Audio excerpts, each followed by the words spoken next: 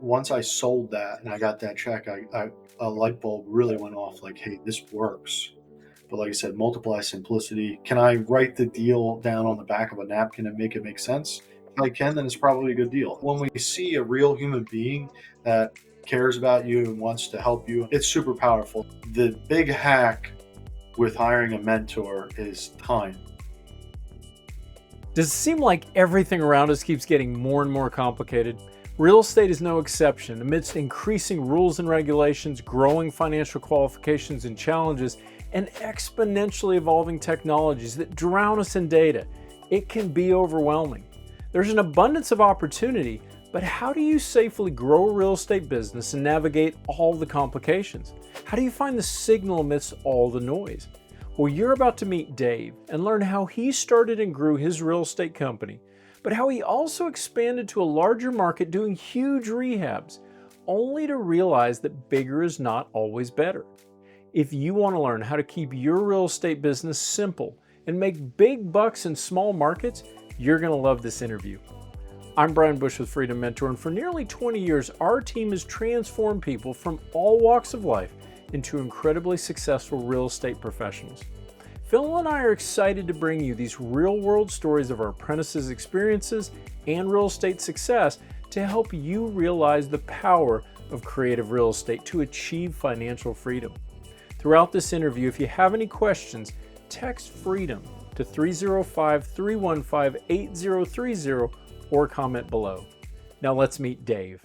We're really excited to share with you a tremendous interview with an apprentice that has been wildly successful. And I remember the first time I spoke with him.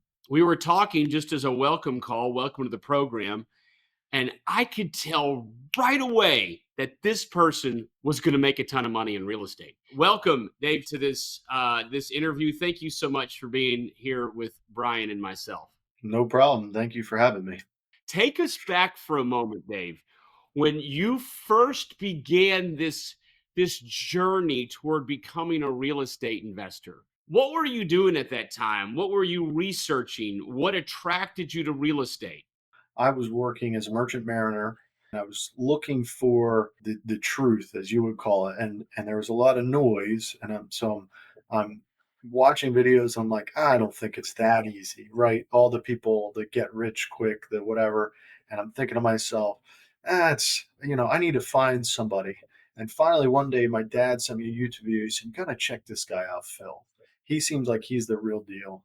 Um, and I think within probably 2 to 3 weeks of finding your first video, I was signed up and ready to go. I couldn't wait to work for myself. I like to be my own boss, and I just had this overwhelming feeling that this is what I needed to do. You were able to almost instantaneously pick up on the authenticity, how genuine we were. Where did that come from? So I think it's from the not making it sound easy part. When you have somebody telling you that this is the easiest thing in the world and you're going to start and you're going to be a bajillionaire in a month, it's like that seems awfully suspicious. And when you hear somebody that's talking about, hey, this isn't going to be easy, this is going to, you're going to have trials and tribulations. You're going to have to deal with things. You're going to have to be uncomfortable. And then obviously in your trainings, you reinforce that even more. Um, that's when you kind of know that this guy is not full of it. After you were accepted, were you apprehensive at all before you actually joined? To be very honest, at no point was I very apprehensive. Mostly just a lot of nerves and like, hey, I'm ready to go. Like, I want to do this thing. I distinctly remember an agreement with Phil that we signed something to the effect of, I'm not going to be your mother. I'm not going to do it for you. You know what I mean? Yeah. And that just kind of reinforced that, hey, it's time to get to work. Nobody's going to do this for you. We're going to lay out the groundwork, but nobody's going to do this for you. Got questions? Simply text the word freedom to 305 315 8030 and we'll help you. What were your thoughts on this concept of sharing in profits? Personally, I didn't mind it. I didn't have a lot to bring to the table money wise, right? So I could go out and didn't require, it's not like a franchise or something like that that requires tons of money up front that I obviously didn't have. So I like the idea of that this was almost like paying tuition as I went. That's kind of how my dad and I put it, is like, hey, the cost is a college tuition, but it's not out of pocket and you're not going into debt. So this is a good deal. Did you at any point consider maybe pursuing real estate just on your own? When I first started looking into it, I thought, okay, maybe I can do this on my own. But I'm the kind of person, I need some support. So I was like, man, I don't even know where to start here, right? It's so overwhelming to look at something and go, you almost get analysis paralysis. So for me, I wanted to, for probably not a very long amount of time, right? Maybe a couple weeks. I'm thinking I could do this on my own, but then you kind of uncover the layers and you go, I need somebody to help me here, right? And that's, I don't know, fate, whatever. That's how it led me to Freedom Mentor. So, what was that like? That learning journey once you were in the program? Was it like drinking water out of a fire hose, or were you able to pick up on it pretty quickly? The way that the lessons were laid out to me was perfect. I think it flowed really well, and it allowed me to work at my own pace. And I remember being up half the night, like, man, I can't. It's like a good book. I can't put this down, right? I want to keep going because I need to learn about title and all these things I'd never heard about. So to me, it was like it was very easy. It wasn't like I was on my own. Here's a textbook. Good luck. Right. Call me when you're ready. I think what stood out to me is when I started learning about, going through the trainings, I was like, this is not stuff you're going to hear anywhere else. I mean, this, I'm a big YouTube guy, so I spend a lot of time on YouTube. I'm pretty efficient at finding videos, right? This is stuff that never ever, you just won't hear it anywhere else. I don't want people to think I'm full of, what, but it was like, this is not anything I'd ever heard before.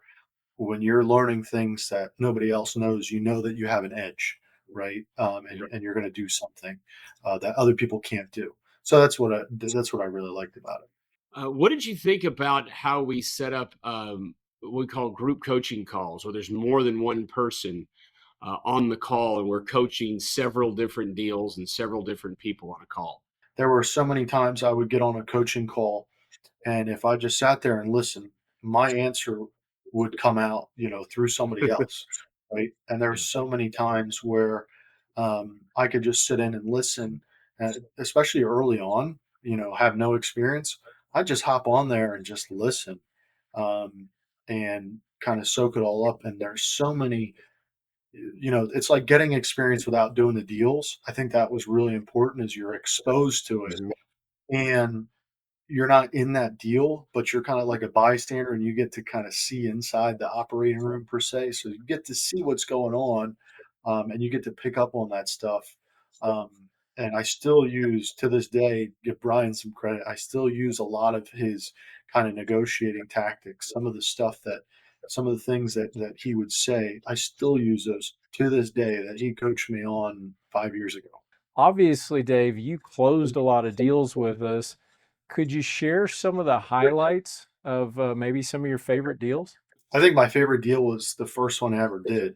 It was tough for me because just the mental and emotional kind of side of it, but had to go out and get a hard money loan, had to kind of beg, borrow, and steal.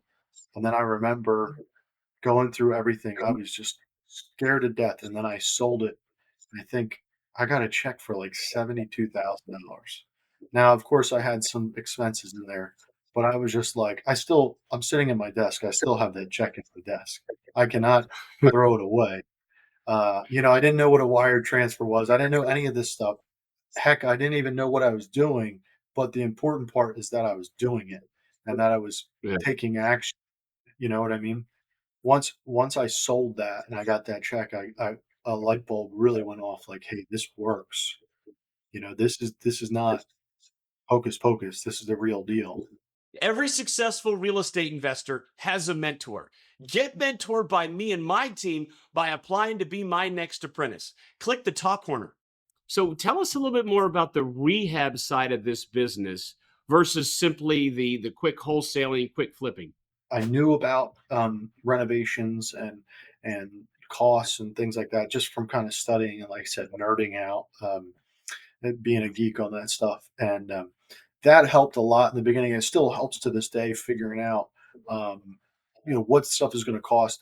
But what I really narrowed down on is a model that Brian talks about, kind of the whole tail model, and I figured out how not to do too much rehab. And I learned that from you guys because I think that's something I see every single day are people that spend too much money and kind of the rehab myth. I think you have a video called the rehab myth or something to that effect.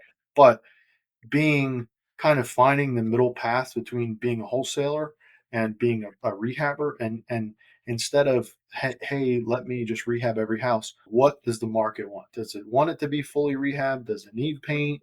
Does it need XYZ? And that's helped me do a lot more deals, and turn around properties a lot faster. Now I try to do the least amount of rehabs as possible. um, there's Oh, just so many absolutely. yeah, that's right. There's so many headaches. Phil's, there was a time in my life where I try to do more rehabs, and I realized that contractors end up getting rich. And it's if you have too many rehabs going on and too many contractors, there's too many hands in the pot, and it's just you get into kind of a human management role or operations role, and I like to be an investor and I like to deal with people that need to sell their house fast and problem solving and being creative. That's what I really like. I don't like babysitting. So now, to answer your question, I think last year I maybe did one real rehab, and then the rest are just, hey, let's go in there and paint these 3 rooms. Let's put carpet in this room. Let's fix XYZ, and be really dialed in. That's become super important to us. What was the feeling like when you were getting closer to graduating? So I remember graduating because I forgot. I actually Brian sent me a message. Is like, "Hey man, you're done," and I'm like, "What? I'm done?" Like I felt like I got kicked out. I'm like, Already?" So it was at that point I was just starting to really get on a roll, and Yeah. so getting out, graduating it was kind of like in a blur of business because things were just happening so fast. But by then I I wasn't spending a lot of time on coaching calls. I was ramping up marketing. Mhm. It was like it happened at the perfect time where I was kind of like going out on my own per se. Now you're on your own. How did that feel to finally get to that position? It felt different, right? Because now you're like, wow, I'm making double the money, doing the same thing, right? Um, I felt like I got the best education I could ever get, right? And I still, even after I graduated, I'd still watch ePartner videos. I would hire assistants and I would have them, watch some of the videos, and whenever I went in there, I'm like watching more videos, over and over again, just to continue to pull that information out. So moving on was really great. And I felt like by that time, I think if I did it earlier, it would have been too soon. Later, probably would have been like, "Ah, this is getting old." I think it happened quite right for me. You wanted to transition to the beach, and I remember thinking, "Oh, but he's got such a sweet market where he's located." Tell us what happened with that little learning lesson on doing deals long distance and trying to live on the beach. I learned some valuable lessons of trying to kind of break into a big market versus being in smaller markets, and ultimately, I stayed in this market, which I would argue is a smaller market, um, and I think I've done a lot better. And if I had to pick a small market over a big market, I'm going to small markets all day, every day. I don't think you need to be in a major city. And in the beginning, I have to say I was a little bit trepidatious, maybe, um, thinking, "Is this going to work here?" And like I said, after the first deal was like 5 minutes from my house, which was like crazy, right? I'm like, wow, this close to my house. But anyway, the small town effect, and then now obviously with marketing and stuff like that, um, I'd much rather be in a small market, and I'm so glad didn't go to the beach. And I'm so glad that Phil actually told me, he said, "You're crazy, man. You have a phenomenal market. Stay in the small place." So I got to give it to Phil. He was right. When it comes to real estate, what kind of advice would you give your younger self? I would say stick to the basics. I think everybody gets enamored by, AI, fancy this, fancy that, but I have a whiteboard behind me. On it, it says multiply simplicity, and stick to the fundamentals. I've had my ups and downs in the business, right? And what has always worked were the things I did on day one, the fundamentals, the things I learned, keeping it simple. Can I write the deal down on the back of a napkin and make it make sense? If I can, then it's probably a good deal. If it's some type of ridiculous math that doesn't make sense and I got to borrow, not for me. So, find somebody that's the real deal and kind of avoid all the nonsense, because the nonsense, I feel like, is what will drag you down. And so once you kind of get a clear, definite path, kind of block out all the other noise and just get to work. Right now, you're full time investing in real estate, applying the techniques that you learned from Freedom Mentor. That's it. Yep, that's all I do. You have expanded what you had done before, and you are now applying some different marketing techniques. One of which I thought was really exciting was television. Yeah. So tell us a little bit about what it's like to go meet with a seller after they've seen you on TV. Yeah, it is a whole different world, and like I said, giving Phil credit again, I didn't believe him, like star power, like they're see you on TV, they're gonna be like, "Oh my goodness, it's so great to meet you." I thought, maybe that's a bunch of baloney. It's still to this day, people are like, "I'm talking to the real Dave, the one on TV, right?" Yeah, that's me. I mean, I still talk to all the sellers, right? I'm not a big operation. People cannot believe it, and it has been extremely powerful, and it's enabled me to help so many sellers. So it's been really great. So tell us, what was that like when you're like, am I really going to be on television? Am I really going to spend this money on a commercial? It was. I mean, I'll be honest with you. In the beginning, it was a little bit nerve wracking, but I had the kind of attitude of what's the worst that's going to happen, right? I kind of looked at the upsides versus the downsides. Okay, if it's a total flop, or if it's embarrassing, whatever. But I also looked at it, like I said, could I reach more sellers? Could I help more people? That was really important. Kind of spread the message. And part of what my continued goal has been with TV is to legitimize this business. So I really wanted to bring that sense of professionalism and legitimize things. And so I was like, I was almost on a mission, and that made it easier because it's like we've all seen the "Are you in debt? Do you need to sell?" Kind of weird commercials. We're all, when we see them, we're like, I don't know, something doesn't seem right. But when we see a real human being that cares about you and wants to help you and all that kind of stuff, it's super powerful. So I just kind of embraced it and was like, hey, let's do this thing. And I think that's been 3 years ago now. Thinking now towards the program and those that are considering applying to Freedom Mentor, what kind of advice might you share with someone that's in that position right now? I think Freedom Mentor is not for the person that wants a free ride, free lunch, right? It's Freedom Mentor is great, but you have to put the work in, like we talked about earlier in the interview. So, if you think that you're going to get rich quick, it's going to be easy, just forget about it, right? Go find something else. You'll figure out that eventually that doesn't exist, right? Um, but you have to put your ego aside and realize I don't know anything. And these guys are experts. And I am at the beginning, right? I am right at the start. So I need to just listen, and I need to do what they tell you. I remember my first deal, Phil's like, just get it under contract. And I'm like, yeah, but what about just get it under contract?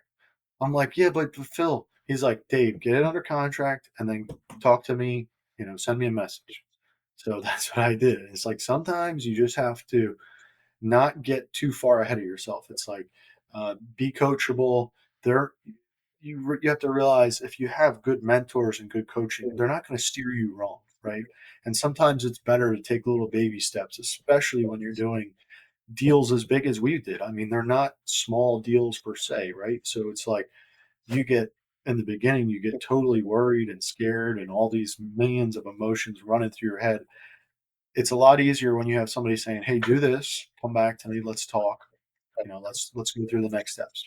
Be sure to get your free copy of my best-selling book, How to Be a Real Estate Investor, and that comes with the audiobook version as well. Click the top corner.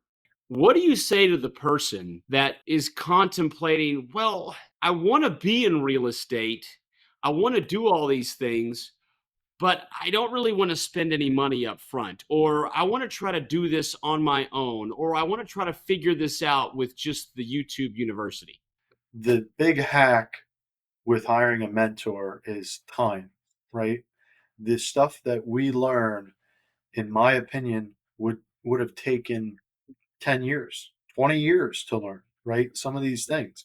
You can learn and get the experience, which I think is, now being where I am in the business, the experience, the real deal experience, not the textbook made up situations, the real deal. That's what's going to prepare you to make a better offer on the next deal, or to close faster on the next deal, or to be creative and help a seller out in a way that somebody else can't do so you can win that deal, or come up with a different marketing channel, etc. Are there any words of wisdom you kind of share with everyone, kind of as we think about everything we've covered here today, just from what you've gathered and being going through the program? To me, it's really important is taking care of sellers, or in essence just being a good person.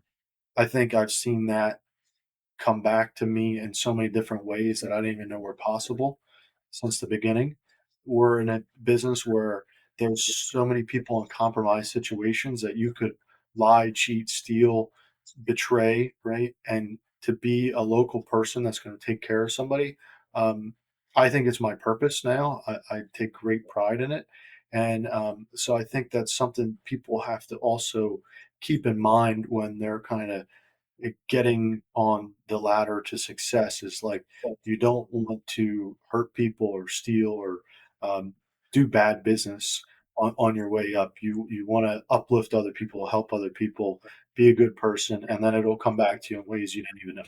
Dave, this has been absolutely phenomenal. And we are so thankful that you took time to share this wisdom with us, to share your story and your experiences. I know that our people are going to learn so much from what you had just described. Dave was looking for a real opportunity. No fluff, no hype, or get rich quick promises. He wanted real deal experience, but knew he'd need support to ever grow to be his own boss. And that's what he found at Freedom Mentor. He wasn't looking for easy. He knew success would require hard work, and that's what he put in, growing his real estate business to generate tremendous profits. But along with that success, he realized a valuable lesson about multiplying simplicity. And we're so grateful that he shared that with us today. Hopefully it challenges you to simplify and multiply your efforts, and that you too can achieve consistent success in small markets and make big money if you have the right formula. If you want to build a business that will make you big bucks, you need the right formula and you need the right vehicle, and you'll find both with Creative Real Estate and Freedom Mentor. We have the best training in the industry, proprietary techniques that allow us to quietly and consistently close profitable deals in every market cycle, and the world-class support you need to achieve more success in less time. If you're ready to keep it simple, multiply your efforts, and compress time to take control of your future, apply to our apprentice program, where our team will mentor, coach, and guide you to financial success. There's a link in the description and in the top corner. Again, if you have any questions for us, text FREEDOM to 305-315-8030. And if you haven't read it, get your free copy of the best-selling book, How to Be a Real Estate Investor. I'm Brian Bush with FreedomMentor.com. If you gain more real estate wisdom through this interview, be sure to like and subscribe, and let us know below how we can help you achieve freedom.